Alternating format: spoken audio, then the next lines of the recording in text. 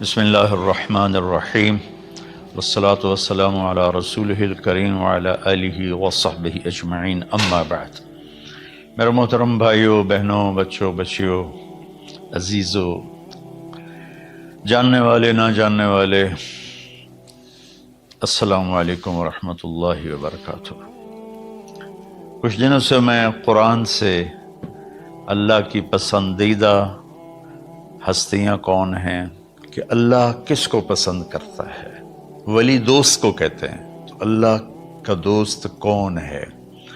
وہ یہ کوئی وراثتی چیز نہیں ہے کہ ایک بڑے اولیاء اللہ تھے تو اب ان کا بیٹا بھی انہی جیسا ہوگا۔ ہمارے یہاں وراثت چلتی ہے کہ بڑے بزرگ کا بیٹا بھی بزرگ بن جاتا ہے، چاہے وہ کلین شیو ہو، وہ لوگ اس کے پاؤں چوم رہے ہوتے ہیں، جہالت ہے۔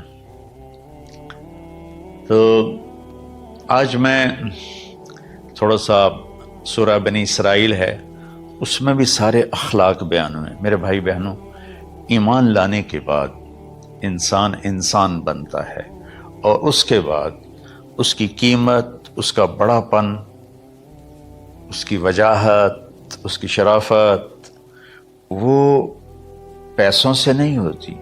پیسوں سے انسان مالدار تو ہو جاتا ہے، بڑا نہیں بنتا، بڑا نہیں بنتا۔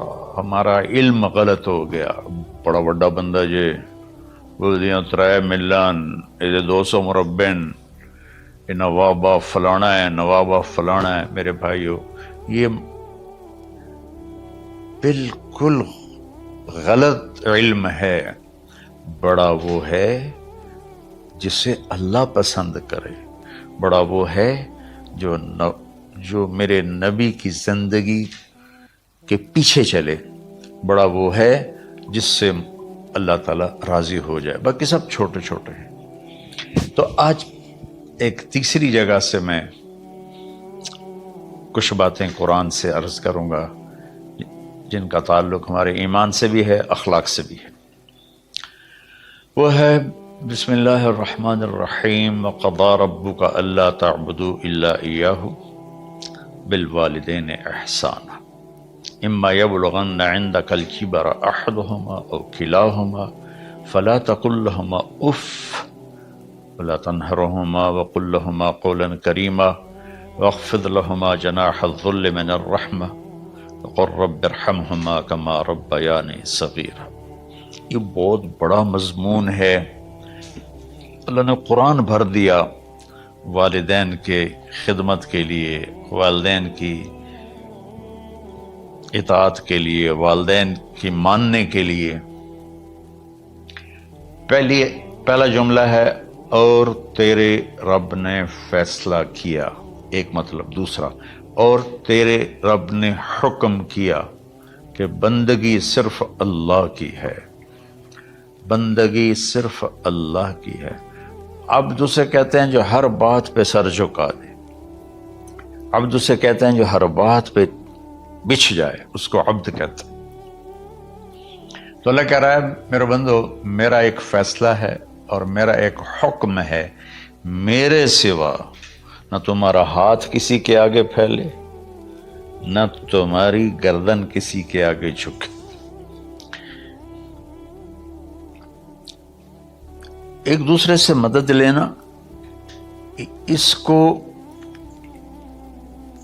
ایک دوسرے کی تعاونوں میں آ جاتا۔ تعاونوا علی البر والتقوی، ایک دوسرے کا ساتھ دو، ایک دوسرے کی مدد کرو۔ میرے نبی قرضہ اٹھاتے تھے۔ میرے نبی جب انتقال ہوا تو آپ کی زرہ 9 وسق پر، وسق 5 من کا ہوتا ہے، تو وہ جو کے بدلے آپ نے زرہ رکھوائی تھی کہ جب میں تمہیں ادا کروں گا زرہ لے لوں گا، اور آپ کا انتقال ہو گیا، آپ زرہ اپنی واپس نہیں لے سکے۔ وہ چیزیں جن کا تعلق صرف اللہ کی ذات سے ہے اور کوئی نہیں کر سکتا، اس میں صرف اللہ کے آگے ہاتھ پھیلا، جیسے ہم کہتے ہیں مدد، نصرت۔ اللہ کہتا میں ہوں، الا ان نصر اللہ قریب، سنو میری مدد تمہارے قریب ہے۔ تو اللہ تعبدوا الا ایاہ، بس ایک چھوٹا سا جملہ اللہ نے یہاں کے، چونکہ یہاں اللہ نے والدین اور اخلاق بتانے تھے تو اپنے لیے صرف ایک جملہ بولا، باقی باتیں بھی اللہ کے لیے ہیں، لیکن اللہ نے میری بندگی، اس بندگی سے مراد 5 وقت کی نماز نہیں ہے، حج، روزہ، زکوٰۃ نہیں ہے اس کی مراد، یہ ساری باتیں داخل ہیں، اور اس کے ساتھ 24 گھنٹے کی زندگی اللہ کی مرضی پر گزارو، نفع آئے تو شکر ادا کرو، نقصان ہو تو صبر کرو، برداشت کرو، پھر بھی شکر ادا کرو، کہ میرا رب یہ کہہ رہا ہے کہ میں نے صرف اللہ سے تعلق جوڑنا ہے۔ اللہ کے نبی نے اپنے چچا زاد بھائی عبداللہ بن عباس سے فرمایا کہ یا غلام، اے نوجوان، اوصیک بکلمات فاحفظها، میں تمہیں چند باتوں کی وصیت کرتا ہوں، کیا؟ احفظ اللہ، احفظ اللہ یحفظک اللہ، یحفظک اللہ، اللہ کے اوامر کی حفاظت کر، اللہ تیری حفاظت کرے گا۔ احفظ اللہ تجدہ تجاہک، تو اللہ کے اوامر، اسلام، حلال حرام کی پہچان کر کے زندگی گزار تو اللہ کو ہر وقت تو اپنی مدد کے لیے تیار پائے گا۔ اور لمبی حدیث ہے، بنا عشاء کی نماز کا وقت ہو رہا ہے، اس میں وہ جملہ جو اس میرے مضمون سے متعلق ہے، وَإِذَا سَأَلْتَ فَاسْأَلِ اللَّهِ، جب بھی مانگو اللہ سے مانگو، جب بھی مانگو اللہ سے مانگو، اللہ کے سوا کوئی دینے والا نہیں ہے، صرف اللہ ہے دینے کے لیے۔ وَإِذَا اسْتَعَنْتَ فَاسْتَعِنْ بِاللَّهِ، اور جب مدد کے لیے ہاتھ اٹھاؤ تو صرف اللہ کو پکارو، جب ضرورت حاجت کے لیے، مدد کے لیے ہاتھ اٹھاؤ تو اپنے اللہ کو پکارو۔ تو یہ حدیث کی بات بھی ہے اور یہ قرآن کی بات بھی ہے۔ اس کے بعد آگے اللہ کہتا ہے وَبِالْوَالِدَيْنِ إِحْسَانًا، اور اپنے والدین کے ساتھ احسان کرو۔ احسان کا کیا مطلب ہے؟ اللہ آگے اسی کی تشریح کر رہا ہے۔ ویسے احسان کا مطلب عربی میں ہوتا ہے، یہ جو ہمارا اردو کا احسان ہے، میں تیرے تے احسان کیتا ہے تو ہوں میں نالے کی کر رہے ہیں، یہ بھی مطلب ہے، لیکن احسان کا اصل مطلب ہوتا ہے، احسان حسن سے ہے، حسن، حسن سے الف، 2 الف ملے اور احسان بن گیا۔ احسان کا مطلب ہوتا ہے کسی بھی کام کو جو دنیا کا ہے، دین کا ہے، اسے انتہائی خوبصورت طریقے سے کرنا۔ جیسے کسی دلہن کا میک اپ ہوتا ہے نا، تو 5-6 گھنٹے 4 گھنٹے کے بعد وہ کہتی ہے، جو ہوتی ہے اس کا میک اپ کرنے والی، کہ جی بس یہ مکمل ہو گیا ہے اور اب اس سے آگے نہیں ہے۔ تو آخری انتہا، اچھائی کی آخری انتہا پر پہنچ کے کام کرنے کو احسان کہتے ہیں۔ تو میرا اللہ کہہ رہا ہے میرے بندو، اپنے والدین کے ساتھ وہ کرو کہ جو بھلائی کی، خدمت کی، ماننے کی آخری حد ہے۔ سبحان اللہ۔ وبالوالدین احسان، بالوالدین پہلے ہے، احسان بعد میں ہے۔ اللہ تعالیٰ نے باقی سب کو پیچھے کر کے فرمایا کہ دیکھو خاص طور پہ ماں باپ کے ساتھ وہ رویہ کرو کہ ان کے دل سے دعائیں نکلیں۔ چند دن پہلے ایک والد یوں ہاتھ اٹھا کے کہہ رہا تھا اپنے بیٹے، اکلوتا بیٹا، میں منگنا اللہ کو لو، اللہ تینوں چاہ لگے۔ باپ بیٹے کے لیے یہ دعا مانگ رہا تھا اور بیٹا اکیلا ہے، یہ بد دعا باپ کر رہا تھا۔ تو بھائیو، ایسی اولاد نہ بنو جس ماں نے پیٹ میں 9 مہینے اٹھایا، پھر جننے کی تکلیف برداشت کی۔ ایک شخص آیا حضرت عبید بن عمیر کے پاس کہ حضرت میں نے ماں کو اپنے کندھے پہ بٹھا کے پیدل حج کرایا ہے، مینا لے گیا، عرفات لے گیا، مزدلفہ، پھر مینا، پھر مکہ، تو کیا میں نے ماں کا حق ادا کر دیا؟ میں نے فرمایا ولا تلقۃ واحدہ، بیٹا ابھی ایک تلقہ کا حق بھی ادا نہیں ہو۔ تلقہ کسے کہتے ہیں؟ جب بچہ پیدا ہونے کا وقت آتا ہے تو ماں کو دردوں کی لہریں اٹھتی ہیں، وہ اتنی خوفناک ہوتی ہیں کہ ماں چیخ چیخ کے رہ جاتی ہے، اور بعض اوقات ڈیلیوری لیٹ ہو جاتی ہے تو وہ تڑپتی ہے، روتی ہے۔ وہ جو لہریں ہیں نا پیٹ میں آتی ہیں جاتی ہیں، آتی ہیں جاتی ہیں، ایک لہر جو درد کی اٹھتی ہے اس کو کہتے ہیں طلقہ۔ میں قربان جاؤں، انہوں نے فرمایا بیٹا ابھی تیری ماں نے جو تجھے جنا تھا اس وقت جو تجھے درد، وہ تیری ماں نے درد کی لہریں برداشت کی تھی، اس میں سے ایک لہر کا بھی حق ادا نہیں ہوا، یعنی کہ حق ادا ہو ہی نہیں سکتا۔ یہ مطلب کہ حق ادا ہو ہی نہیں سکتا کہ بیٹا ابھی ایک کا بھی نہیں۔ پھر حضرت عبداللہ بن عمر سے ایک شخص نے پوچھا کہ اچھا یہ جو آدمی تھا یہ خراسان، یہ ایران میں ہے اور افغانستان میں، یہاں سے ماں کو پیدل کندھے پہ بٹھا کے مکے پہنچا تھا، اندازہ لگا اس نے کتنی مشقت اٹھائی۔ اور عبید اللہ بن عمیر کہتے ہیں بیٹا ابھی ایک لہر کا حق ادا نہیں ہوا۔ یہی سوال حضرت عبداللہ بن عمر سے کیا ایک شخص نے کہ حضرت میں نے اپنی ماں کو حج کرایا ہے، سارا میں نے پیدل کرایا ہے اور کندھے پہ اٹھا کے کرایا ہے، تو کیا میں نے ماں کا حق ادا کر دیا؟ وَلَا زَفْرَةً وَاحِدَةً وَلَا زَفْرَةً وَاحِدَةً۔ ہائے ہائے، کہ بیٹا تیری ماں نے تجھے پالتے ہوئے جو تھک تھک کے لمبے لمبے سانس لیے، ہوکے بھرے، ابھی ایک ہوکے کا حق بھی ادا نہیں ہوا، یعنی حق ادا ہو ہی نہیں سکتا۔ تو احسان کے آگے تشریح آ رہی ہے۔ تو آج میں صرف اتنی بات کروں گا کہ میرے بھائیوں، میری بہنوں، میرے بچوں، میری بچیوں، اللہ کے واسطے ماں باپ کو دکھ نہ دینا ورنہ اللہ بھی ناراض ہو جائے گا۔ چند دن پہلے ایک بچہ بچی میرے پاس آئے، دونوں میڈیکل اسٹوڈنٹ تھے، کہنے کہ ہم شادی کرنا چاہتے ہیں۔ تو بچی نے کہا جی میرے والدین ناراض ہیں، وہ نہیں، اس رشتے پر راضی نہیں ہیں۔ تو میرے باپ کہتے ہیں اگر تو نے یہاں رشتہ کیا تو تیری میری ایک درمیان ایک خط آئے، کھچ جائے گا، خلیج، ہم اس پار نہیں آئیں گے تو اس پار نہیں آئے گی۔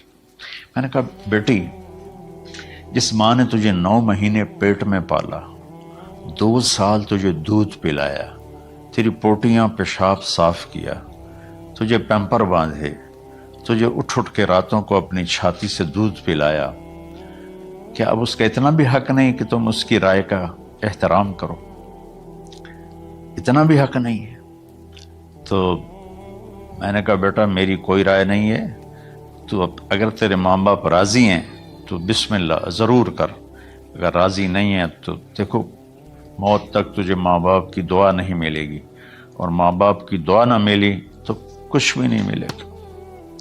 تو بھائیو دوستو، خاص طور پر آج کے کالج کے نوجوان بچے بچیاں یہ ماں باپ کے ساتھ بہت بدتمیزی کرتے ہیں، چونکہ اس میں والدین کا پہلا قصور ہے کہ انہوں نے ان کو دین نہیں سکھایا۔ بچپن میں انگلش میڈیم سکول، پھر او لیول، پھر اے لیول، تو انہیں کیا پتہ ماں کون ہے باپ کون ہے۔ ایک پرانی بات ہے، ایک شخص اپنے بیٹے کو لے کر آیا کہ یہ میرا بچہ ہے اور یہ فلاں جگہ شادی کرنا چاہتا ہے اور ہم میں سے کسی کی رائے نہیں ہے اور یہ مانتا نہیں ہے، اور اس کے ساتھ اس نے نا دھاڑے مار کے رونا شروع کیا۔ تو میں نے بچے کو دیکھا تو یوں کر کے بیٹھا تھا، اس کا باپ رو رہا ہے، ہچ کیوں تو ایسے بیٹھا ہوا۔ تو مجھے اچانک خیال آیا، میں نے کہا شیخ صاحب اس کو کہاں پڑھایا تھا؟ کہا جی امریکن اسکول۔ اس کے بعد آسٹریلیا بھیجا تھا مزید تعلیم کے لیے۔ ان کے شیخ صاحب اس بچے کا کوئی قصور نہیں، آپ کا قصور ہے، اس کو تو پتہ ہی نہیں میری ماں کیا ہے میرا باپ کیا ہے۔ ایک ہماری تہذیب تھی وہ ختم ہو گئی ہے، اس میں علم نہیں بھی تھا تو ماں باپ کا۔ میں نے اپنی آنکھوں سے دیکھا، میں نے اپنے دادا کو دیکھا لیکن میں یاد نہیں، لیکن جو میرے دادا کے چھوٹے بھائی تھے ان کو میں سنبھلتا ہوں، ان کو میں نے دیکھا ہے، 3ری 4تھی جماعت تک میں تھا، 61 میں ان کا انتقال ہوا، میری 9 سال عمر تھی، تو 8 سال۔ ان کے بیٹے جوان تھے، اور ڈیرے میں جب وہ بیٹھتے تھے تو ان کے بچے ان کے سامنے نہیں بیٹھتے تھے، ان کی پیٹھ کے پیچھے بیٹھتے تھے. اتنا ادب تھا، حالانکہ چاروں کے چاروں دین نہیں جانتے تھے. تہذیب تھی، ثقافت تھی، جو آج کی تہذیب نے ہم سے سب کچھ چھین لیا. اب بھی آپ جاؤ بیٹا تھر پارکر میں گیا ہوں 2-3 دفعہ، اور وہاں مسلمان نہیں، ہندو عورتیں جب گاڑی گزرتی ہے تو گھونگھٹ کو نیچے کر لیتی ہے، اپنا چہرے کو فوراً چھپا لیتے ہیں. تو خیر بہرحال میں نے کہا شیخ صاحب اس بچے کا قصور نہیں، آپ کا قصور ہے. تو میرے بچوں، اپنے ماں باپ کو خوش کرو، راضی کرو. ان کا راضی ہونا اللہ کی رضا ہے. میں اس کی تفصیل انشاءاللہ آگے بتاؤں گا. آج میں صرف اتنا ہی میں نے تمہید باندھی ہے کہ ماں باپ کا کیا مقام ہے، ان کی کیا عزت ہے. ایک شخص آیا، یا رسول اللہ میرا باپ میرے پوچھے بغیر میرا مال خرچ کر لیتا ہے. آپ نے کہا بلاؤ. چونکہ بچے کا ذاتی مال اگر ہو تو شرع کے لحاظ سے باپ پوچھ کے استعمال کرے، بغیر پوچھے استعمال نہ کرے. جب اسے پتہ چلا کہ میرے بیٹے نے شکایت کی ہے، تو عرب کی شاعری تو مشہور تھی، انہیں دل دل میں کچھ اشعار پڑھے. جو آیا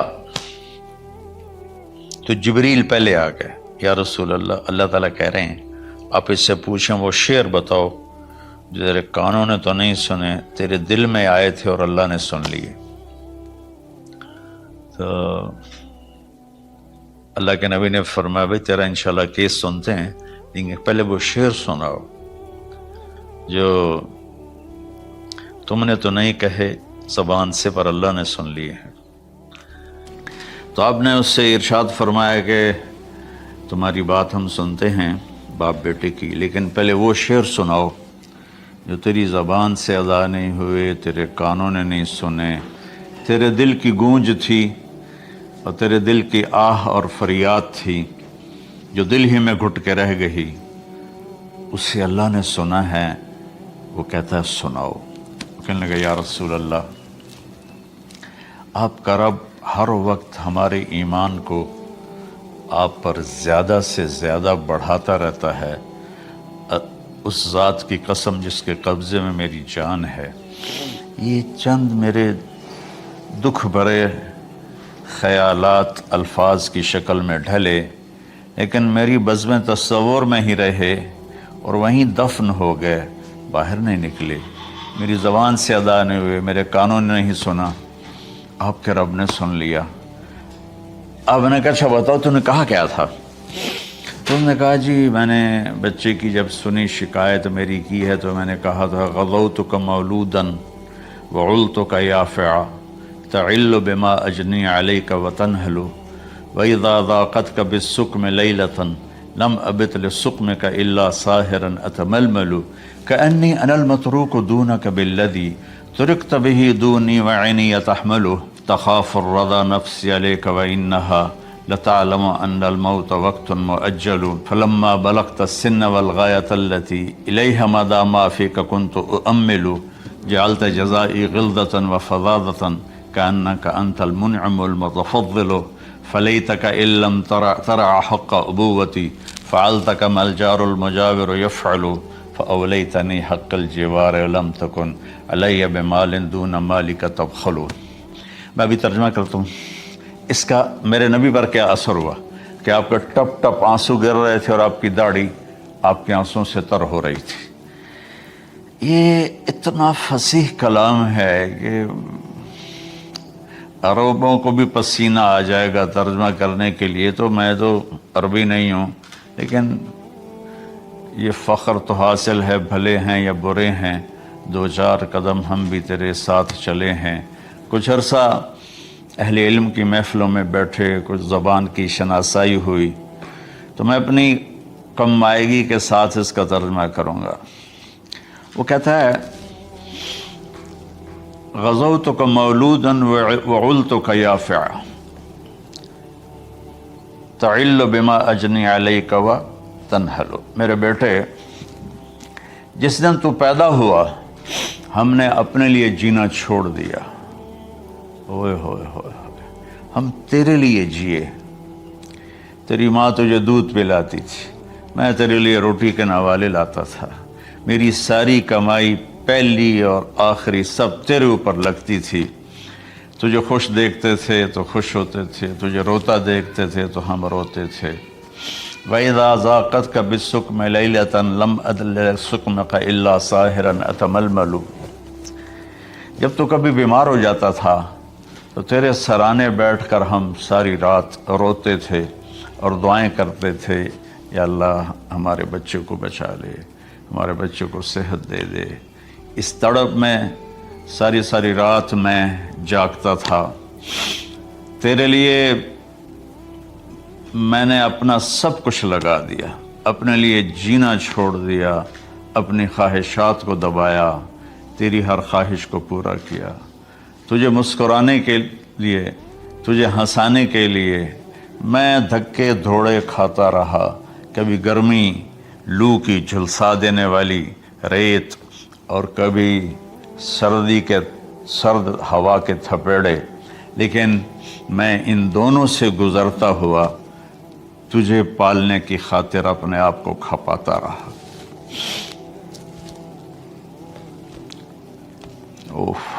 فلما بلغت السن والغایۃ التی الیہ مدی ما فیک کنت اؤمل، بیٹا میں نے اپنے ہڈیوں کا رس بھی تیرے اندر ڈال دیا، صرف کمائی نہیں، میں نے اپنے ہڈیوں کا رس تیرے اندر ڈالا، میں نے جو کچھ تھا تیرے اوپر قربان کیا۔ تجھے مسکراتا دیکھ کر میں اپنے غم بھولتا تھا، تجھے ہنستا دیکھ کر مجھے دکھ بھول جاتے تھے، اور پھر آہستہ آہستہ آہستہ میری ہڈیوں کا گودا، میری کمائی تیرے اندر گئی، اور تو ایک خوبصورت درخت کی طرح بڑھتا چلا گیا، بڑھتا چلا گیا، بڑھتا چلا گیا، بڑھتا چلا گیا، اور میری بڑھاپے نے کمر جھکا دی اور میں جھکتا چلا گیا، جھکتا چلا گیا۔ میرا خیال تھا کہ جیسے میں اس کی انگلی پکڑ کے چلتا تھا، اب میری باری ہے، یہ میری انگلی پکڑ کے چلے گا، جیسے میں اسے سینے سے لگاتا تھا، پیار کرتا تھا، جھولے جھلاتا تھا، باغ میں لے جاتا تھا، یہ ساری اس کی تعبیرات کے اندر داخل ہیں، الفاظ میں نہیں ہیں۔ تو مجھے خیال آتا تھا جب میں بوڑھا ہو جاؤں گا نا تو میرا بیٹا بھی مجھے ایسے ہی لے کے پھرے گا، میرا بیٹا بھی میری سنے گا۔ یہ 100 دفعہ پوچھتا تھا یہ کیا ہے، اور میں ہر دفعہ جواب دیتا تھا یہ ہے۔ تو اب میں بوڑھاپے میں اس سے بات کروں گا، یہ میری بات سنے گا، میں اس کو نوالے کھلاتا تھا، یہ مجھے روٹی کھلائے گا، میں اس کا انگلی پکڑ کے چلتا تھا، یہ میرا ہاتھ پکڑ کے چلے گا۔ میری کمر بڑھاپے نے جھکا دی اور میں ایک خشک پیڑ کی طرح ہو گیا، اور جوانی نے تیری کمر کو سیدھا کیا اور تو ایک تر و تازہ درخت بن گیا۔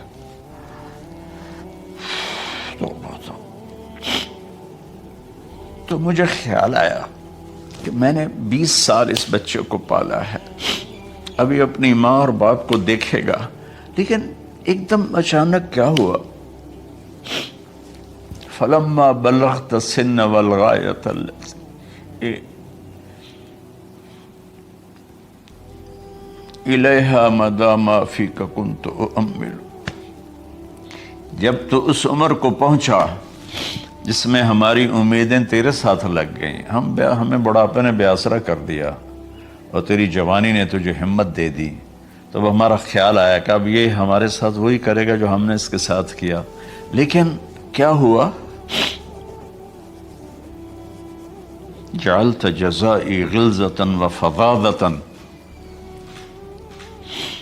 کأنک انت المنعم المتفضل، تو اتنا بدتمیز ہوا، تیری زبان چھری بن گئی، تیرا رویہ زہر بن گیا، اور میری ساری زندگی کی محنت کا بدلہ تو نے مجھے نافرمانی سے دیا، بد اخلاقی سے دیا، بدتمیزی سے دیا۔ میں حیرت بھری نظروں سے تجھے دیکھتا رہا اور میں اپنی پچھلی 20 سالہ زندگی کو جھٹلاتا رہا کہ میرے خیال میں اس کا نوکر ہوں اور یہ میرا مالک، میں اس کا باپ نہیں، میں اس کا نوکر ہوں، کیونکہ ماں باپ کے ساتھ تو ایسا کوئی نہیں کرتا ہے، یہ میرا مالک ہے اور میں اس کا نوکر ہوں، اس لیے مجھے ڈانٹ رہا ہے۔ کتنے بچوں کو میں نے یہ کہتے سنا اپنے باپ کو، تو میرے واسطے آج تک کیتا کی ہے، تو میرے واسطے آج تک بنایا کی ہے۔ اور جو باپ بے بسی کی تصویر بنا ہوتا تھا وہ شکلیں بھی میرے سامنے ہیں۔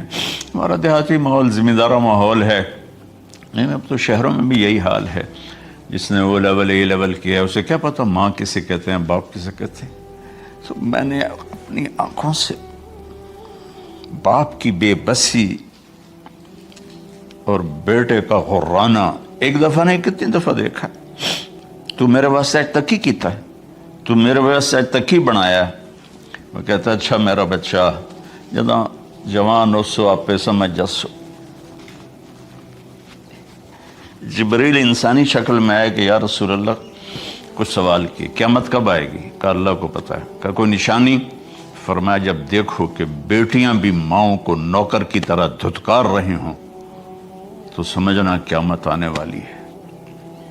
کچھ عرصہ پہلے ایک بچی اور ماں، تو ماں کچھ بات کر رہی تھی اور بیٹی کہہ رہی تھی بھوک نہیں بھوک نہیں، اور اس کی ماں کے خون سے بھرے ہوئے آنسو بہ رہے تھے اور اس کی ہچکیاں لگ رہی تھی کہ یہ وہ ہے جس کو میں نے اپنے پیٹ سے جنا اور اپنی چھاتی کا دودھ پلاتے پلاتے پلاتے میں نے کتنی تکلیفیں برداشت کی، اور آج کر یہ بھوک نہیں۔ تو کمال کے اشعار میں سوچ رہا ہوں جب میرا یہ حال ہے 1400 سال بعد کہ میرے آنسو نہیں رک رہے، تو اللہ کے نبی تو زارو قطار روئے تھے، داڑھی آنسوں سے تر ہو گئی تھی۔ کہا بیٹا جب تو نے میری ساری زندگی کی محنتوں کا بدلہ بدتمیزی سے دیا، گالی گلوچ سے دیا، دھکے دے کر باپ کو گھر سے نکال دیتے ہیں، تو بیٹا میں یہ سمجھا کہ تو نے ایک خواب دیکھا تھا، تو نے ایک خواب دیکھا تھا کہ تو باپ ہے اور یہ بیٹا ہے۔ اصل حقیقت یہ ہے کہ یہ مالک ہے اور میں نوکر ہوں۔ پھر آگے کہتا فَلَيْتَكَ إِن لَمْ تَرَ حَقَّ أُبُوَّتِي فَعَلْتَ كَمَا الْجَارُ الْمُجَاوِرُ يُفْعَلُ۔ اچھا چلو بیٹا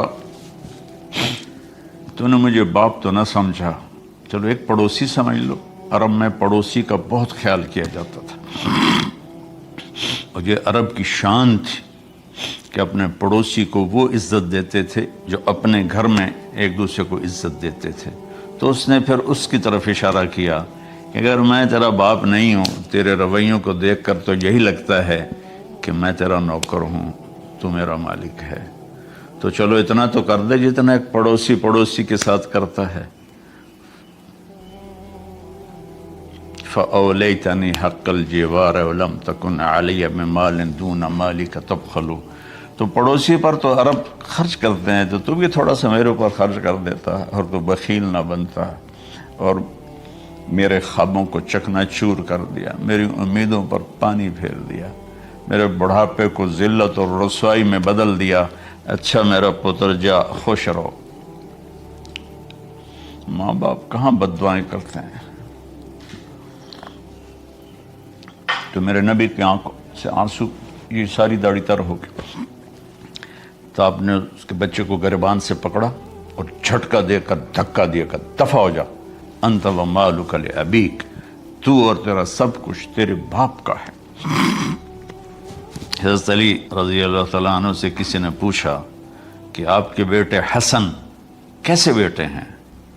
کہا حسن میرا وہ بیٹا ہے کہ جب میں چلتا ہوں تو میرے آگے نہیں چلتا، میرے پیچھے چلتا ہے۔